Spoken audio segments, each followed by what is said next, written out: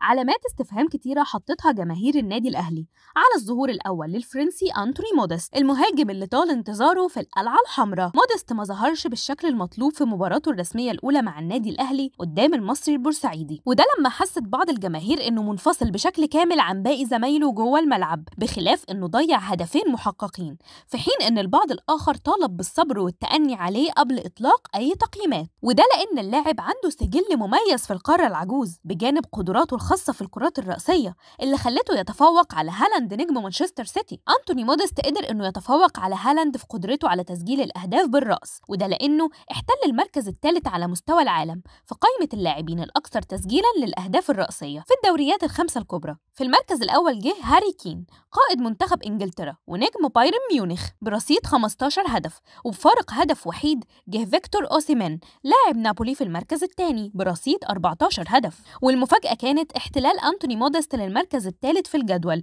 برصيد 12 هدف نجح في تسجيلهم بقميص كولين وبروسيا دورتموند. وفي المركز الرابع جه هالاند لاعب مانشستر سيتي برصيد 11 هدف، وده وفقا لموقع سكواكا المتخصص في إحصائيات كرة القدم حول العالم.